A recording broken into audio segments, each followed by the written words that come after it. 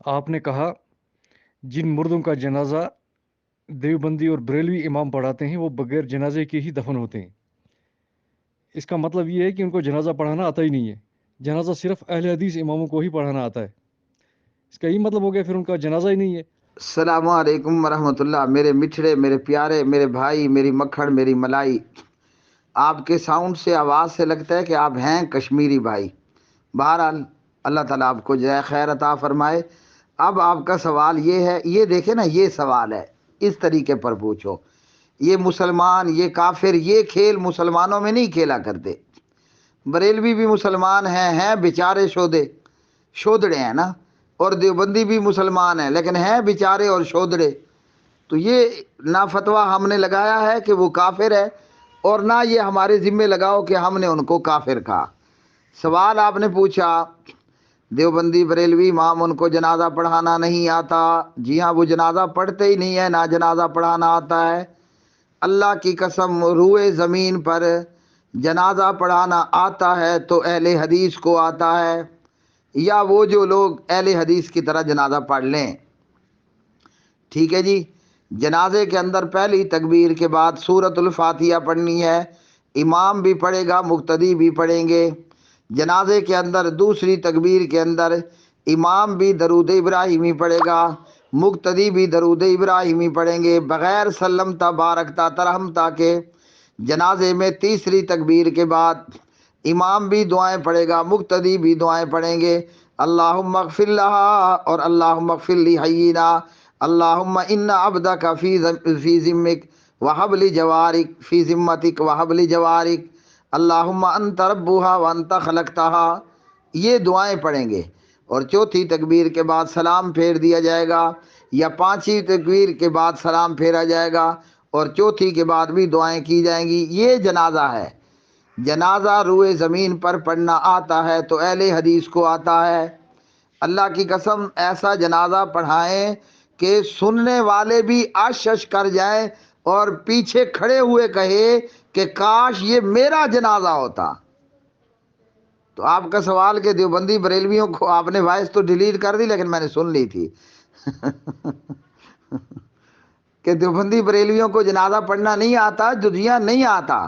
میرے محترم کشمیری یا انڈین بھائی، میں تو آپ کا ہمدرد ہوں، آپ کو آپ کے مرنے سے پہلے آگاہ کر رہا ہوں، خدا را اپنا جنازہ دیوبندی بریلوی مولوی سے نہ پڑھانا، ورنہ بغیر جنازے کے قبر میں جاؤ گے۔ وہ کیا کرتے ہیں، جنازے میں جل ثناؤ کا غلط اضافہ کر کے ثنا برباد کر دیتے ہیں۔ وہ جنازے کے اندر سورۃ الفاتحہ پڑھتے نہیں ہیں، وہ جنازے کے اندر درود کو سلمتا بارکتا ترحمتا کا اضافہ لگا کر خراب کر دیتے ہیں۔ پیچھے جنازہ ہوتا کہاں ہے؟ ٹھیک ہے میرے مٹھڑے تھے پیارے بھائی، شاید ڈاکٹر کے انجیکشن کی طرح آپ کو میری بات اس طرح لگے کہ جس طرح سوئی چبھتی ہے تو بندہ کہتا ہے اوئی، ٹھیک ہے، لیکن وہ اوئی تھوڑی دیر کی ہوتی ہے، اس کے بعد آپ کا بخار ختم۔ ہوئے ہوئے میرے محترم تے پیارے بھائی، میں تو دیوبندیوں کا بھی ہمدرد ہوں، میں تو اپنے بریلوی بھائیوں کا بھی ہمدرد ہوں۔ میں تو آپ کو کہہ رہا ہوں قرآن و حدیث پر آؤ، اپنے جنازے اہل حدیثوں سے پڑھاؤ۔ اللہ کی قسم کہہ رہا ہوں، اپنے گھر اور مسجد میں بیٹھ کر نہیں کہہ رہا، ورلڈ میں بیٹھ کر کے کہہ رہا ہوں، بار بار کہہ رہا ہوں، کعبے کے رب کی قسم، جن میتوں اور مردوں کا جنازہ دیوبندی بریلوی امام پڑھتا ہے وہ بغیر جنازے کے دفن ہوتے ہیں۔ اللہ کی قسم، کائنات کے خالق اور مالک کی قسم، میں تو تمہارا ہمدرد ہوں۔ چلو جو تمہارے مر گئے وہ تو سو مر گئے نا، آئندہ جو مرے اس کا خیال کرو۔ خود مرنے لگو تو وصیت کر کے جاؤ، میرا جنازہ پڑھانے کے لیے اہل حدیث مولانا کو بلانا، ورنہ یاد رکھو بغیر جنازے کے قبر میں جاؤ گے۔ اگر دیوبندی بریلوی امام نے پڑھا دیا، میں تو آپ کا پریمی ہوں، میں تو آپ سے محبت کر رہا ہوں، میں تو آپ سے ہمدردی کر رہا ہوں۔ ہاں، اگر میری بات آپ کو اسپرٹ کی طرح لگتی ہے کہ اسپرٹ جس طرح زخم پر ڈالی جائے تو پہلے بندہ کہتا ہے اوئی، لیکن وہ تھوڑی دیر کی ہوئی ہوتی ہے، اس کے بعد آپ کا زخم صاف اور زخم ٹھیک ہونا شروع ہو جاتا ہے. برداشت کرو، فائدہ ہوگا انشاءاللہ. میں دوبارہ کہہ رہا ہوں، میں آپ کا پریمی ہوں، آپ کا ہمدرد ہوں، آپ کی جو ہے وہ آخرت کا فکر مند ہوں. اللہ اکبر.